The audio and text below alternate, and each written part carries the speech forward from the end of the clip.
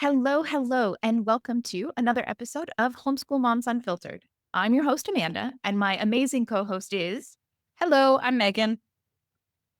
So, here at Homeschool Moms Unfiltered, we are your haven for messy, imperfect, secular, progressive homeschool parents.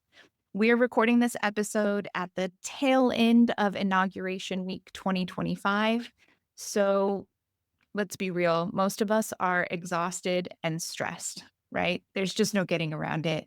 We've been binging the news, we're doom scrolling, and, possibly stress eating far more than anyone should. But we're going to take a step back. We're going to put the world on pause. We're going to take a deep breath if we can. Maybe not all of us are at that point where we can actually take a deep breath. And we're going to sink into this conversation for this hour at least. Yeah, it's been a week, all right? But today is going to be an awesome day at Homeschool Moms Unfiltered. So hopefully we can be your refuge for an hour because one of my favorite authors and really just humans is joining us today. Amber O'Neal Johnston is here. Welcome, Amber. Hello. Hi, thank you so much for having me. Oh, we're so excited. I have met Amber before in a couple of online presentations and author Q&As and stuff. And Amanda hasn't. So I'm like super excited for Amanda to get to become an Amber groupie by the end of our session today. It's going to be amazing. So if you have not had the pleasure yet, Amber has written a new book called Soul School, which will be our next book club selection. Our book club episodes release on Thursdays. She is an established authority on including diverse voices in traditional curriculum and infusing culture and love for others into an intentional home environment. She shares her observations on education, living books, and world schooling at heritagemom.com. And we'll link her socials in the show notes below because after this hour, I'm pretty much convinced that you're going to want to shrink yourself down and live in her pocket as well. So we will make sure you can connect. After wholeheartedly committing to following a mainstream Charlotte Mason curriculum to homeschool her children, Amber became discouraged when months went by with little mention, if any, of the stories and accomplishments of Black people in her schoolroom. While the literary quality of the books may have been superior, she found that the cultural emptiness she experienced as a schoolgirl was being perpetuated within the walls of her own home. Amber set out to fix that in the most incredible ways that we'll be discussing today. And as a result, she has become a go-to voice on curating every aspect of a culturally rich and inclusive home.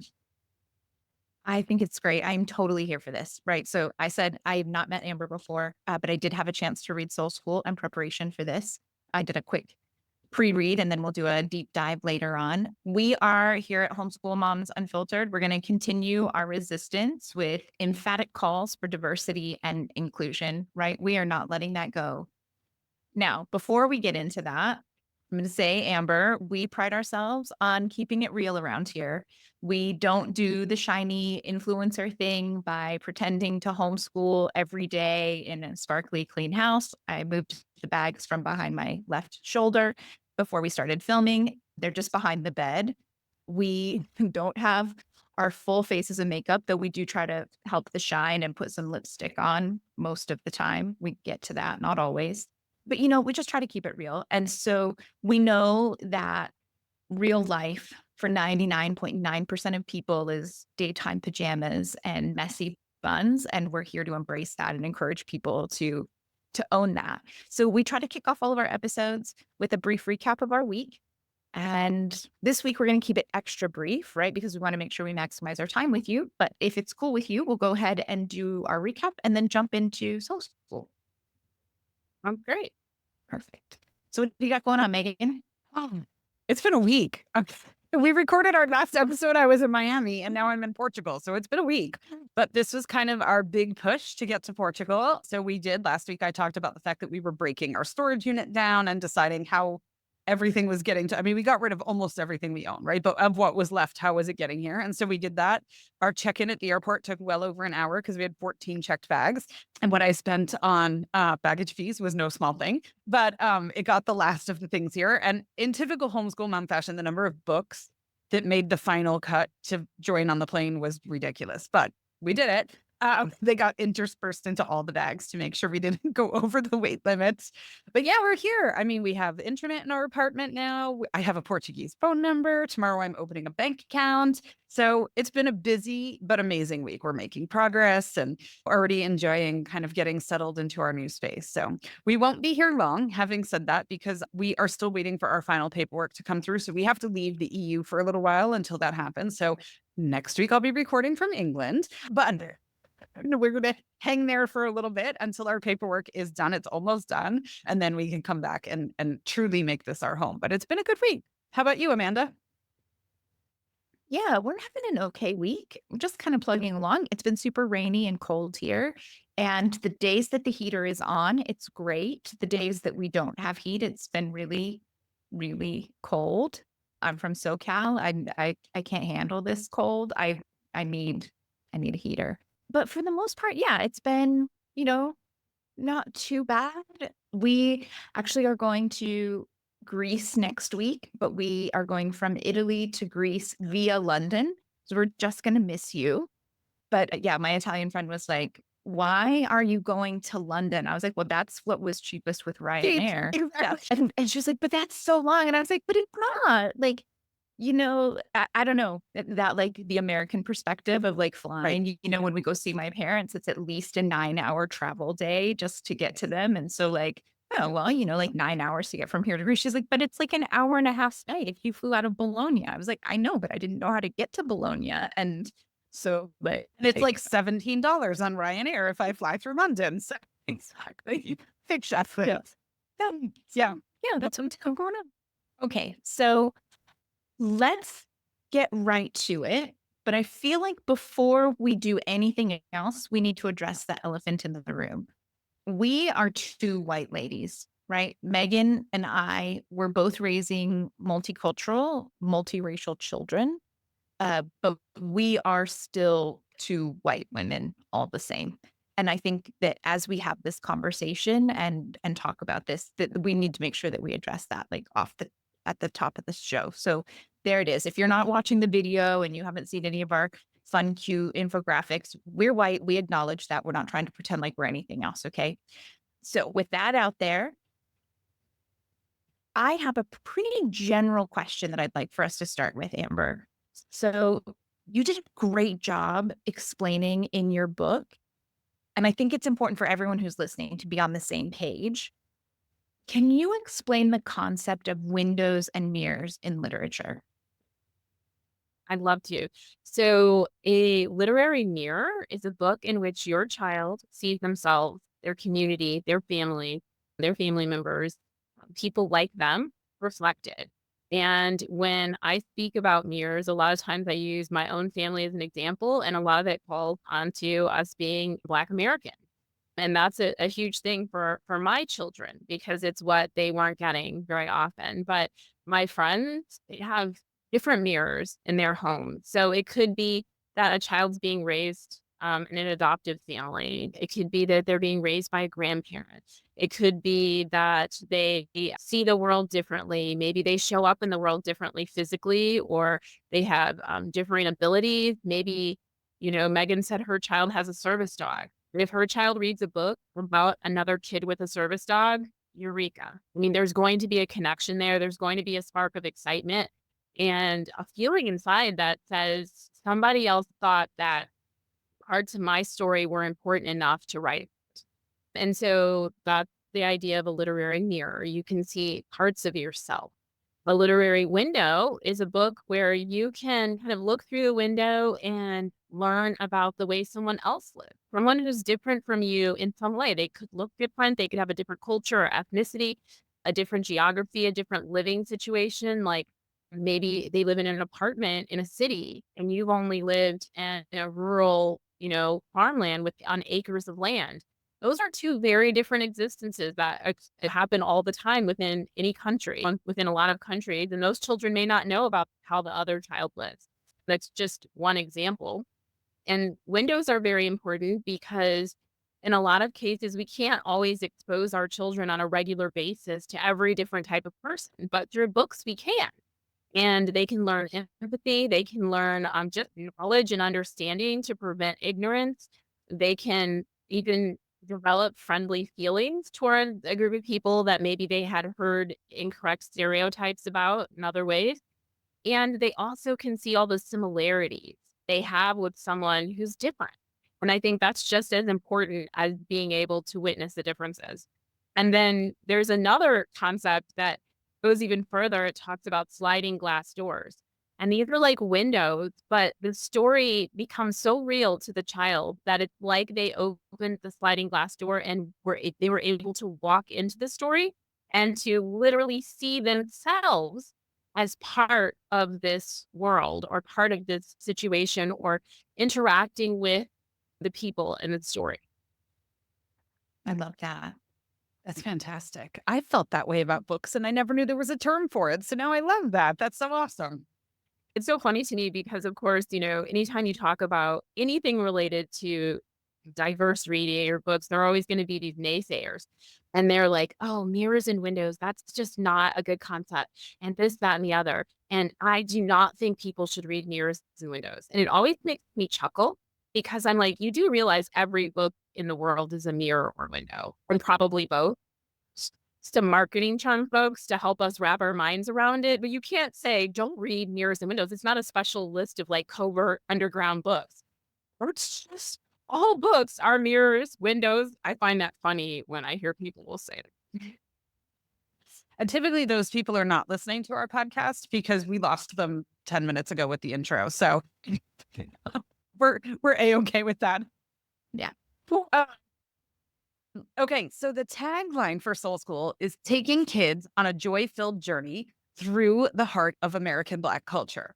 And when I read that, I thought about the ways that ideas come to me. And my brain, as Amanda will tell you, works in really wacky ways. It's kind of like a pinball machine on steroids or speed or something else, not quite sure. So I thought about the ways that ideas kind of come to me in fragments, and then eventually they kind of congeal into something. And there's this cartoonish light bulb moment where I'm like, now I know what I'm doing and now I can go forward. So I was curious, you've already written one book, which we'll talk about more in a few minutes, but did this book come to you in ideas over time? Like what did that creative process look like when you decided to write Soul School? Okay, so I was first inspired by this book called Shop Class as Soulcraft. And it's written by this guy. He's a PhD academic, but also had a motorcycle shop. And he talks about this idea of working with our hands and how we really tend to disrespect that type of work. And that's where the whole idea of shop class, when he talks about it as soul craft, of like what it does for our lives. And I was really kind of into this idea of work that touches you and your soul. And for me, I think in books. Right? And so it made me consider how, like in the homeschool world, a lot of times we can be literary snobs and we're like, oh, but that's not hot British literature. And it's not an official classic on the approved list. Therefore, we cannot read this with our children. And I thought to myself, well, but if I read this book and it brings my children, it touches their souls, it brings them alive, it gives them life, why wouldn't that be a superb book to include in my home? And so that idea of books that touch your soul came about. And then, of course, as a Black American mom, I'm like, as those books got so, and so the idea of Soul School came about. And so it's like a little play on words. And I wanted something, I wanted to create what I never had. I think that's where I am in my homeschooling journey. I've been at this for years. My two oldest are teens now, and I've been homeschooling them from the beginning. And, I'm closer to the end than I am to the beginning of our homeschooling journey. And I'm at a place of wanting to give back and to drop gifts into the laps of other moms. And I want to say, I'm sorry that you're struggling so much with this. I did too. And there was no one to help. And I want to know if you'll let me, if I could help you. And so that was kind of the idea behind it.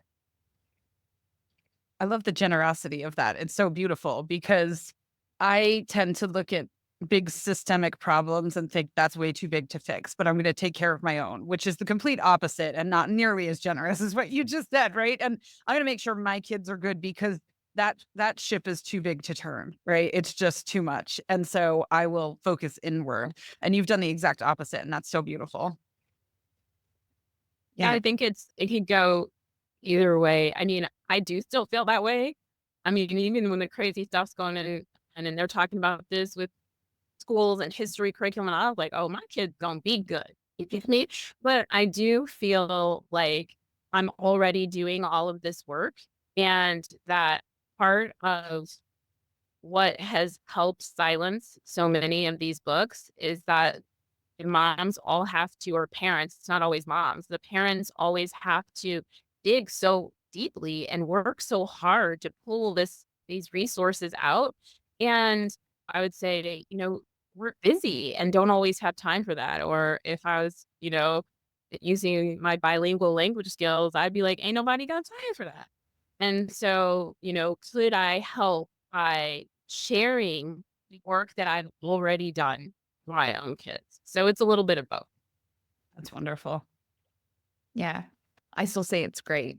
Like, I'm thinking if I had just tracked any of the hundreds of books that I pulled together, right? Like we try really hard for a very diverse bookshelf in our home. And I'm very fortunate because my kiddo is ravenous when it comes to books. So it's not an exaggeration to say that he reads at least 300 to 500 books a year. We have no problem really getting through tons of books. And I spend a lot of time pulling from different reading lists and looking up, what's HRC recommending this year and what's this book list recommending and that kind of thing. And it's great for my kiddo, right? If I had taken the time and put the effort into making that a resource for other people, it would have been awesome, but I didn't because I'm not that altruistic. So thank you for doing it and putting all of that work and effort in. So I have an observation and a question rolled up in that. So the two parts of the book of Soul School, they're really quite different. It's broken down into part 1 and part 2, but they do definitely complement each other. So the first part feels almost like an educational resource, kind of like a Sparks Notes or 101 course on Black American culture. And then the second half is just tons of books that show instead of tell, right? Like these stories where like you actually see it instead of just kind of being lectured about what it might look like in practice. Is that what you set out to create, or did it kind of happen as you were creating it? It kind of happened while I was creating it. So my vision was for part 2 of the book, which are these Okay. highly curated, annotated book lists. We're rich with things to talk about and things to do. And it was very important to me to explain to parents and teachers why I picked these books. I get so tired, like I Google a book list and I'm looking for someone with expertise to give me ideas in this area. And then I just get this article with like 25 list of books with links to their Amazon affiliate. It's like, okay, well, did you read these books? Why did you choose these books? What's important about it? Because I can follow along with you, but I don't know. I'm not learning from this. It's not helping me create lists because I don't even know why you put these on there. So that was an important part. And then also this idea of when I looked at a lot of book lists, sometimes I look at it and it'll be a book that everyone in the homeschooling world loves. And I'll read it alone or with my kids. And I'm just like, I don't get it. Like, who cares? Like, I'm just, is it like the Emperor's New Clothing? I mean, it's okay, but what's so special about this book? But no one ever said. They just keep putting it on the book list. And like, if you're learned, you'll read this. But why? And so I really did not want to have a book list that did not give people the why. So that's that part. Then I started thinking, well, the whole, if you give a man a fish, he'll eat for a day, or you teach a man a fish, and I wanted to say, how can I show parents that you don't have to only rely on this list, but I can show you what I look for in general about our culture that I like to see show up in young people's literature so that you can look for those same types of things for my culture, sure, but maybe for your own. And so I kind of wanted Soul School to be translatable into cultures beyond Black American culture, because if you see that I'm looking at food and colloquialisms and I'm looking at geography and history, I'm looking for different genres, and you can start to see how you could create a similar type of list in your own family context. That's where part one came. I love that. And I just have to say, for anyone who's listening, I have an 11-year-old. He's a bit of a history buff, and I wouldn't censor his reading too much, but I feel 100% confident once I have my own copy of Soul School, he's going to be getting that. It's going to be put right in his hands. And like, you need to read this, at least part one, and then we'll get to part two together. But like, you should absolutely read this. It was full of great information. So if you're listening and wondering, totally appropriate to give your kiddo that book to read and get some ideas from there before you dive into to really looking at the other books that are recommended. Hmm. Yeah, and even letting him go through part two, maybe also in sequencing what he wants to read first. I'm a huge fan of, and I know you do this, but I'm saying for anybody who's listening, I'm a huge fan of autonomy of reading, letting kids choose their books. It's a great way to get buy-in with reading. And so if you go, here's some great things, like read through there and see if anything catches your interest, and maybe pull up. I have a kiddo who picks books also based upon book covers. So maybe look them up also online and look at the covers at the same time. And then, they can kind of sequence what they want to pull out of the second half of the book, which would be pretty cool. I love Oh my that. gosh, one of my jobs is so much like that. And people will say like, "Oh, we shouldn't judge a book by its cover." She's like, "Yeah, I do." And she's unashamed. She would like, "If you want me to read your book, you better come with it with the covers." It's so true. Yeah, he's all about cover art. And I have a book club that I lead. We're doing the A to Z reading challenge this year.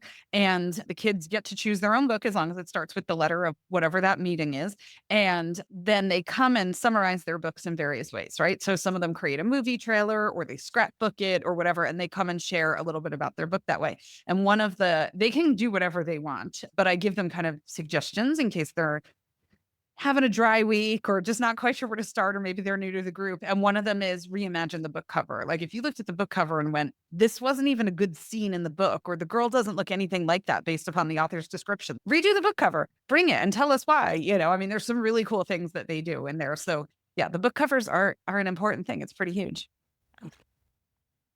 All right. So as Amanda mentioned, we have kind of a preview copy of Soul School, but we haven't gotten our physical copies yet. So we're super excited for that. But we did read through the preview copy, which is exciting. So I know you talked about this a bit in the book, but I have 3 kids. My kids are 17, 15, and 13. And we are a Jewish family. And I know, especially for my youngest kiddo, I waited way longer to introduce any aspects of history that were going to be heavy or dark for him. I knew immediately that if he heard about some of these things, he would be awake at night worrying, well, what happens if it happens again? And all of this kind of stuff. And immediately, having issues, especially when he started hearing family stories about what his grandparents experienced, what his great grandparents experienced. So I know you touch on it in the book, but I think there's plenty of people who are thinking that they have to wait till a certain age to introduce Black history. And I say Black history in quotes because Black history is part of the world history, right? It's all encompassing, but so many people still kind of separate it out as like it's a February thing, right? But to incorporate those stories all year, do you have any tips for a sensitive kiddo as far as an age? Like, what do you suggest? How do parents start? And part of the reason I ask this is I know we have plenty of people in our community who are walking a path that they didn't grow up on. Amanda and I didn't grow up in progressive, diverse world. So we're parenting in a way that we didn't experience childhood. And so there's really no roadmap. So if somebody's like, I want to introduce these things, but some of it feels heavy, and how do I do it? And at what age and all of that? Do you have any guidance that you might offer? Yeah, so I like to focus on people rather than circumstances. So for younger children, I wouldn't launch into a study brutalities of enslavement, for instance. Rather, I would talk about the life of a person, and they were a child, and they grew up, and these are the things. This is how they spent their days, and along with their life story, mostly in these cases, like picture books would be where I would spend most of my time.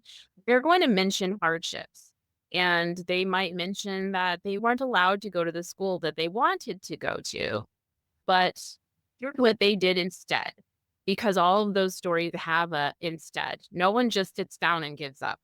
And so we keep moving through the story and we tell about that person's life. And so I think that for younger children, and this is what I did with my kids, they begin to learn about the hard realities of history by the way, right? It's not overtly like just stuffed into their face, but little drops here and there as they learn the stories of people. And it's funny because someone said, so then do you always have to find people who ended with a happy story? And I was like, no, because every story ends well. That's part of, like you're going to be okay. It's part of the message that I have for my children in any of the circumstances they have in life. You're going to be okay. We're going to be okay. And the people that we read about, they ended up being okay. And okay may look different than, you might disagree with me and say like, hey, this didn't end up okay. Maybe for them, but what about their children and their grandchildren? Were they okay? And did they become okay because of the suffering or sacrifice of the people that came before them? So I think that in the book, I talk about it's our responsibility to share the pain of the past with our children, but it's equally our responsibility to leave them with hope.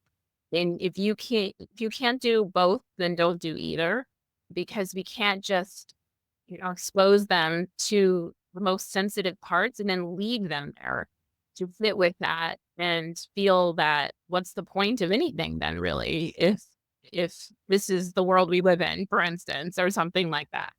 So it doesn't exactly answer your question. One thing I also want to say is ultimately, to me, each parent is ultimately the expert of their children. And so I may say, these are the guidelines I use in my family, and this is the age when I introduced my children to such and such. You might want to introduce your kids to those things much earlier. You might say, there's no way my kid's just not ready. And I always give deference to the parent in that situation with no questioning, because you know what your kid can hear and can see and can handle. And one last example I'll give is I won't explain all the differences between all my different kids, but I just want to give two examples. My oldest son, you can talk to him about anything and he'll be fine, but he cannot see it visually. So we can talk about, I'll give you an example, the transatlantic slave trade and the details and this and all of that. But the imagery of seeing bodies lined up one on top of each other or smushed into the ship and the coffles and chains around the neck and ankle, he cannot handle it. And so somehow he visual stimuli that is very traumatic is terrifying for him, but talking about it is not. So that's something I have to consider. I have to flip through and look at pictures before I hand him something, and I may read it aloud and he'll be fine, but I can't give it to him with the pictures. I have another child who is like, do not withhold anything from me. Like she feels it's her right to know the truth, the whole truth, and nothing but the truth, and she can handle it. She feels that you're offending her when you try to like baby the information. So I give her things differently than I do my other kids. And so I think that even within a single family, it's just like other aspects of homeschooling or family life. You have to know your child and do what's best for them, regardless of what I say or what anybody else tells you is the right thing. I love that. They are all so different and do not come with manuals. I am an only child, so that quite frankly shocked me because I never had a sibling dynamic. And I thought I had all my kids in under 4 years. And so I thought, well, they're all being raised at the same, like our household is the same. They're all in very much the same environment. And so I thought, well, they'll all be, oh gosh, no, that was the dumbest thing ever. I mean, but I just, I just grew up alone. So I just didn't know that that's how it was going to go. But man, they should all come with just like a little like quick start guide. So, but I want the Encyclopedia Britannica on them. Okay. Like I don't want a quick start guide. Like year 1, year 2, year 3. let's try not to be too selfish. Okay. But then again, part of the fun, even though you screw up a lot along the way, is like figuring those things out at the same time too. But You definitely I'm have not some saying bumps in I'd the read road the entire book, but I want the resource, okay? with a good index. Right. Yes. Yes. And Exactly. probably a definition page in the back. And I was thinking while you were talking, Amber, I literally, I think, and again, grew up very, very sheltered in a very different environment that I am parenting in, or with a very different approach than I am parenting in a home filled with love, but not a very diverse schooling environment or anything like that. The idea, I only heard the phrase Black joy, I think in the last like 4 years, right? Of this concept of, and I step back and go, why are we only focusing on the darkest parts of certain groups or certain people's histories? Why are we not focusing on the joy that is associated with those? And so that's why I love that you've got joy in your tagline there, right? Is that this is a complete list that shows the multifaceted culture that you're trying to share. And I love that. No, I totally agree. I remember years ago, I was a part of this like Facebook group. I was just there were thousands of people in there, and they were talking about diverse books for various things. And there was a book that was recommended by someone else, and it was a book. It's called Christmas in the Big House, Christmas in the Quarters. And essentially, it's just talking about the difference between life in the big house and life in the quarters. And there are a few pages where it talks about the enslaved people celebrating. And they had the week off, 1 week a year, and what they were doing. And they had cakewalk and dancing, and there was laughter. And so I love that book. And so when I saw someone recommend it, I was like, oh yeah, I was thinking to myself, I agree with that. And then immediately people pounced on her. And they were like, you know, that book makes light of the plight of enslaved people. And it's, you know, it makes it seem like it wasn't that bad because they were celebrating and smiling and dancing but I understood what they were saying because I've seen books like that, but this one didn't give that to me. What it gave to me was that you can do whatever you want to me, but at the end of the day, I can choose to have joyful moments. I can sing, you can't take away my voice. I can dance, you can't cut my feet off. You know, like I can still move and choose to spend time in community with whoever happens to be in captivity, if that's where it is, next to me. And you can't take that away from me. It's what I got out of the book. And so it was this idea of Black joy. And I think that, you know, both can be true. And if all of us who have been on this earth long enough know that we have highs and we have lows. And, you know, I remember laughing with my siblings at my dad's funeral. So we're grieving and everything, but there were some funny parts. And we were making memories, you know, we were talking about memories with him and like, oh my gosh, why are we serving dad's least favorite food ever? Well, I mean, like we should have done better or whatever. And we're laughing about that. Are we making fun of the fact that my dad just died? No, we're not. But we're saying even in the midst of our grief, we still see beauty in it. And I think that idea of Black joy is something that Black people have clung to always. And in some ways, I address this in the book, but some people can say, well, what about the joy of my culture? And I'm like, well, joy is not in a finite amount. So I hope your culture has joy too. And if you want to give it a name, you should. And so all the individual things that I talk about Black American culture and soul school, very few of them are ours alone, but it's the recipe and the way that we've mixed it up and the way we manifest it outwardly that makes it unique. So other people have these things too, or have access to these. I love that.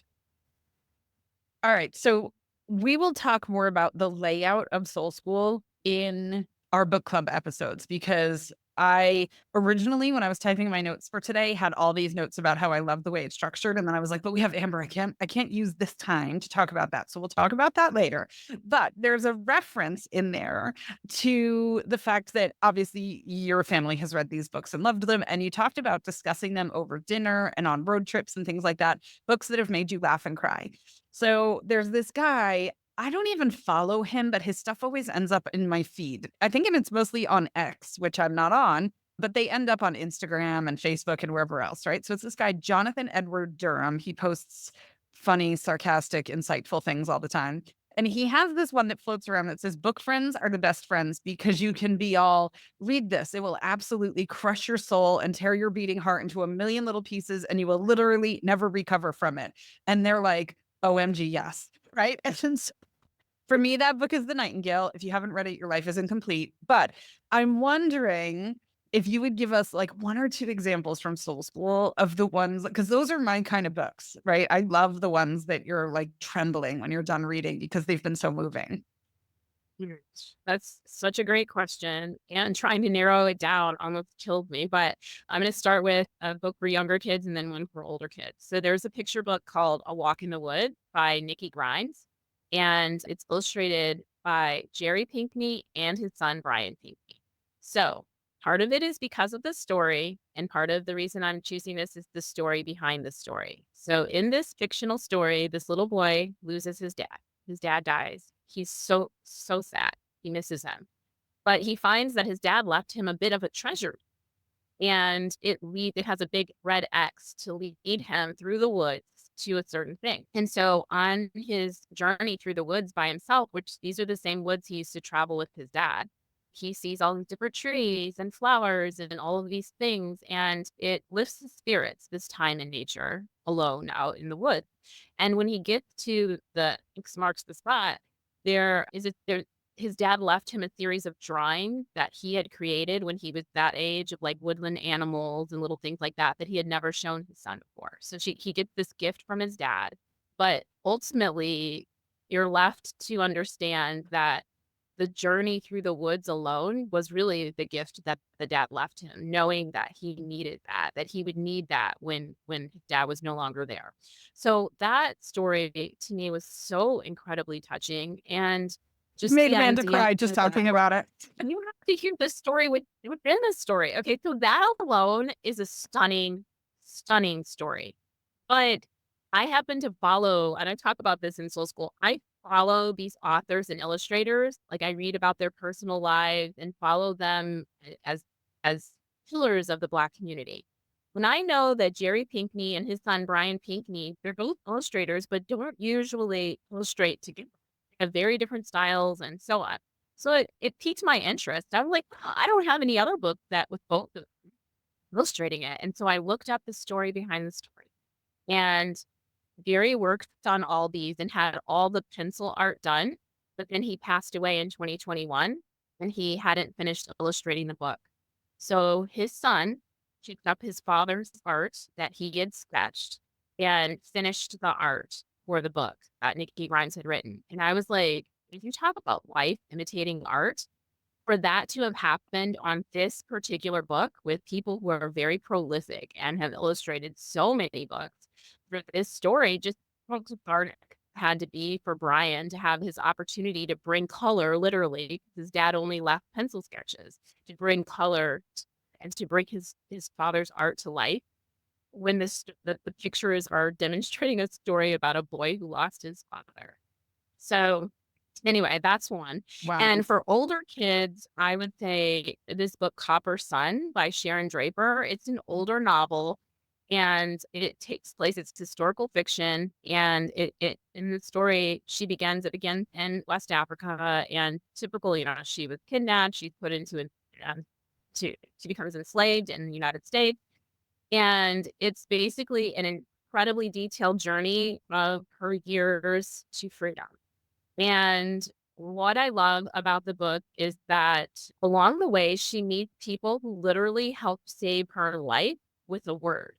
A word here where they're not literally one word, but like a good word. I would say like good advice or what you might call mother wit, folk sayings that kind of help her stay in the here and now and not just give up and shrivel up and die.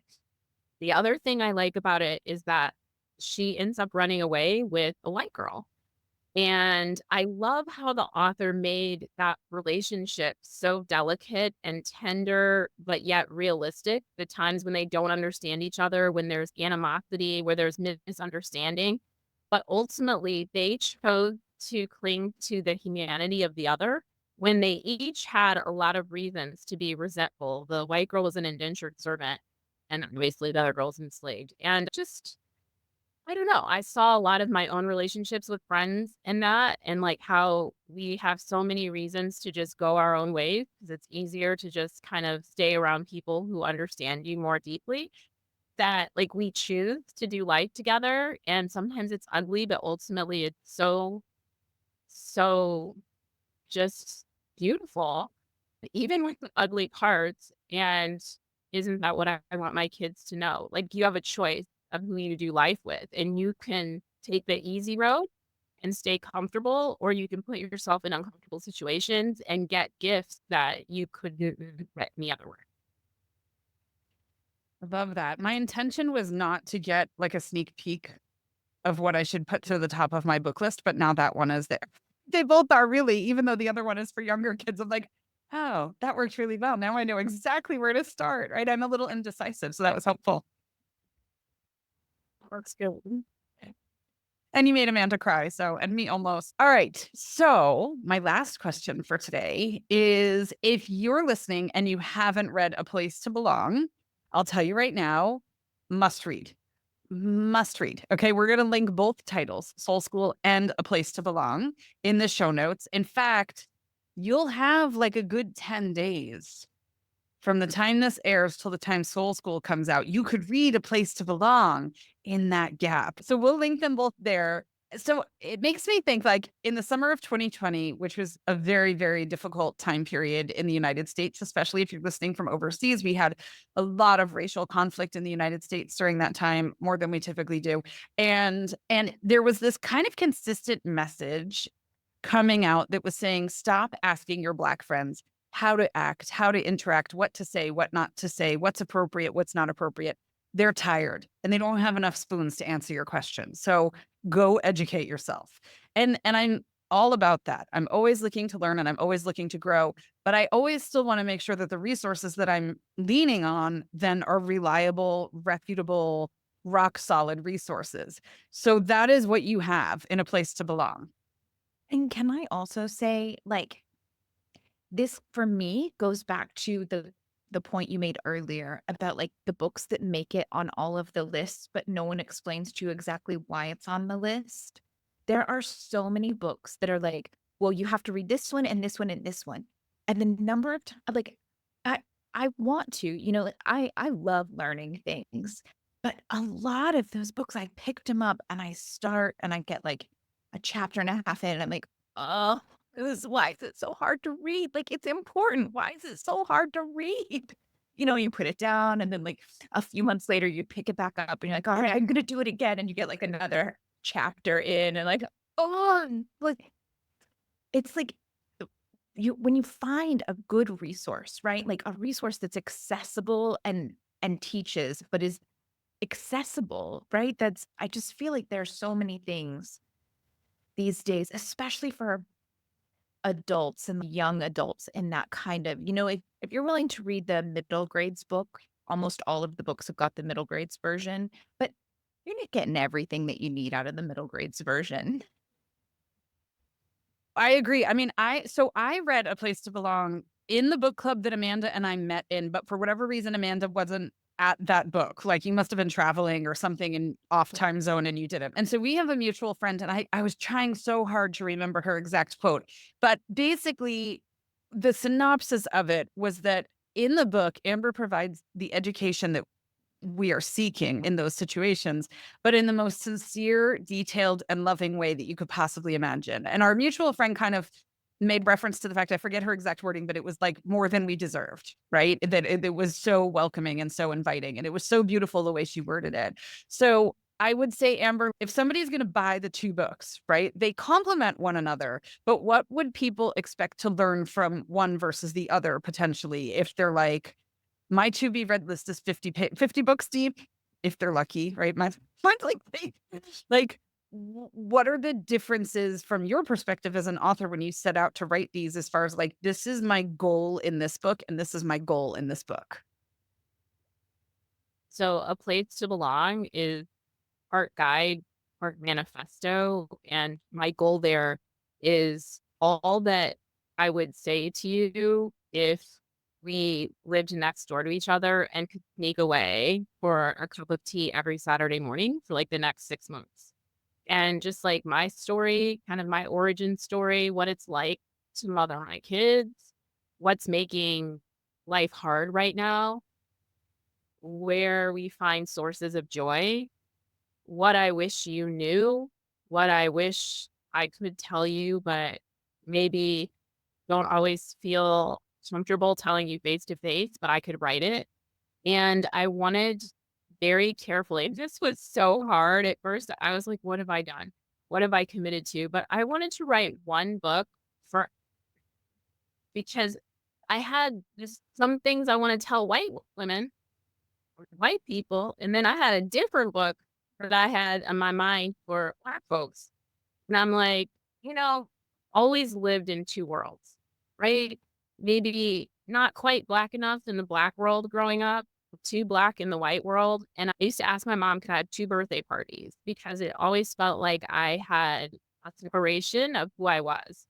W.B. Du Bois referred to part of that as double consciousness as Black Americans. But I was like, this is my book, so I'm just going to be me. And I'm just going to say my piece. And whatever part of the book you feel like is for you, you'll take away that. And if you feel like I'm talking to someone else, then what a gift that you get to listen in on a private conversation. So I would say that book is more general, and it's about living open-handedly in your home and beyond with your children in all sorts of ways. And Soul School is very specific. I drill in on just one of those ways, and that's what you're reading. So that's how they relate to each other. I love that. And I will say I started the episode by talking about the books that made the final cut to go to Portugal. And I don't think you can quite see it. A Place to Belong. You can see my son's little puppy up there. It's just to the left of puppy. So it made the cut on the flight over. Everything else is going by freight. These are the books that couldn't go by freight. My bookshelves are waiting to be filled. And I will say, if you buy one or both of these books or get them from the library or however you consume them, I learned from Amber ages ago the pressure that publishers put on authors for book reviews. Go review Amber's books, please, right? And not just like good book, like give a good review, because they are under pressure from their publishers to get visibility on Amazon and stuff like that. So wherever you possibly can. And it reminded me that we should really hammer on that in our book clubs too, Amanda. When we like the book, I don't know if John Holt wants us sending people over for reviews. Well, he's dead, so. But Pat Ferenga. Right. They don't want our reviews. I'm certain of that. I like, don't review the book. Like, don't waste your money on this. Like, please don't leave that review. Thank you. That's what popped into my head earlier when you were saying like the lists that go around of like must read books. Our very first book club when we started the podcast, we picked a John Holt book thinking like this is classic homeschool fodder, right? And neither one of us had read it. And we were like, okay, it was the most ableist garbage. And it had been revised recently. So it wasn't like you could say, oh, it's dated. No, somebody else has. Yeah, it was a pandemic. Like it was new. Like we were those are the times when you want to see someone stand up for that book. Like let me hear what it is that you took away from this and why you chose it. And we so rarely do that. You know what I mean? Like, was it the part where he questions if dyslexia is real, and even if it is, that it's not really a big deal and it doesn't affect your learning? Is that part you loved? Did you know we were like, what on earth is this garbage? And so, but hey, sometimes we pre-read them and sometimes we haven't. So if you read this book, you're going to go leave a nice review. And now don't go anywhere. We're not done yet. Before we wrap up, we want to make sure that we take a minute to remind everyone that we're not just a podcast. So we are a source of community here at Homeschool Moms Unfiltered.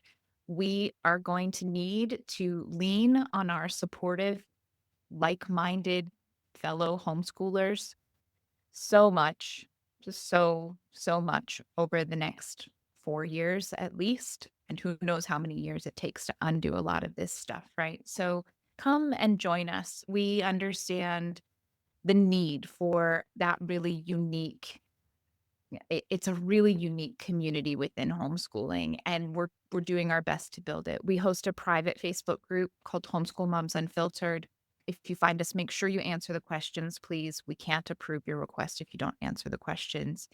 We also host a Patreon with secular vetted monthly unit studies. We make sure we use own voices in those. It's got a lot of great links. It takes a lot of work off of your plate. And then we also include 2 live meetups each month with our Patreon memberships. Mhm.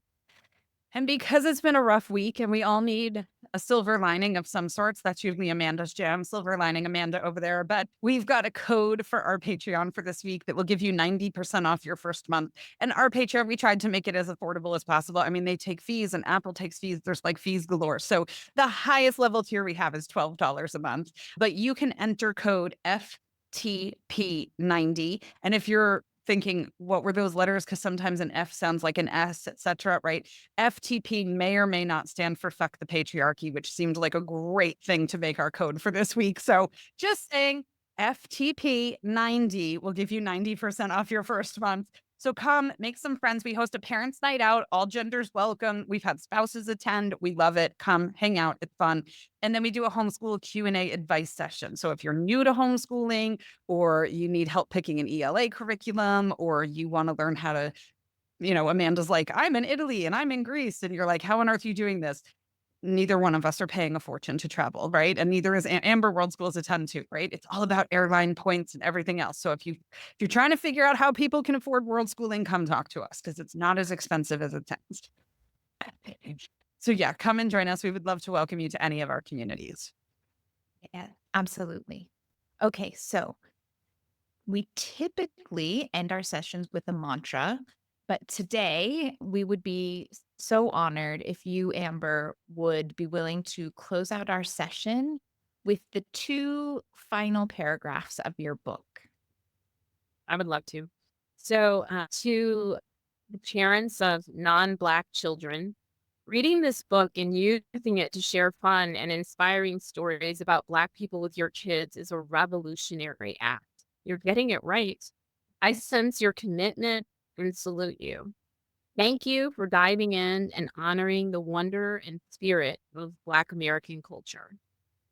To the parents of Black children, this is my most precious gift to your family. It's for your extraordinary and often overlooked baby, even the ones who have grown taller than you, who need to know that they are our everything and that there's nothing you won't do to show it.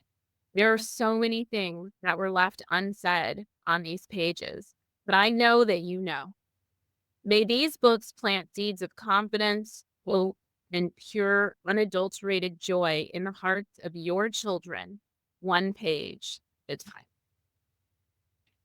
Yeah, if that doesn't just wrap up the book perfectly, I don't know what does. Amber, we cannot thank you enough for joining us today. As we mentioned before, we will soon be reading your books, Soul School, for our Thursday book clubs. We'll be diving into both of the books that you recommend. We'll be looking in Soul School, we'll be looking at the different books you recommend and the ways that you lay out to help caregivers and children get the most out of them. We'll be looking at the immense amount of history that you share in the book and so much more. So for anyone who's wanting to tune in and read along with us, those episodes will begin airing on February 11th, 2025, right after we finish reading our current book for book club, which is The New Menopause, if you're interested in joining us for that. It's a bit of a shift in topic, but it's all good. But that's us. We jump all over in book club. So you can always find something to listen to and something to ignore. From menopause and hot flashes and osteoporosis to Black American culture and Black joy. I'm there. It's gonna be, I'm for it. You can never blame us for being dull, right? Or predictable. We wouldn't want to be too predictable. Exactly. I was thinking as we wrap up, I just said not that long ago, we had watched the movie, and I'm terrible with names. I can read an entire novel and not tell you the main character's name. What's the newest Tyler Perry movie that's on Netflix? It's numbers, 666. Oh, my family watched it. The military. Yeah, 637, 638, maybe. I don't know. But I remember when we finished it, it was amazing, right? Amber's looking it up for us. I can tell it's going to be good. 688. Okay. Thought there was another word in there, right? And I remember when we were done being like, why is Tyler Perry teaching me more history than I ever learned in school about Black history? I'm thankful that he is, but it's not okay that Tyler Perry is my sole source for Black history, or my most reliable source, or the loudest voice in my search here for Black history. And so this book is now Tyler Perry level of information. So you must introduce it in your homeschool lives. I love that. Well, Amber, thank you so much for joining us today. It was amazing. Can't wait to read our physical copies of Soul School. It's going to be so exciting. And in the meantime, everyone, happy homeschooling. Have an awesome rest of your day. Yeah, have a Thank great you so one. much.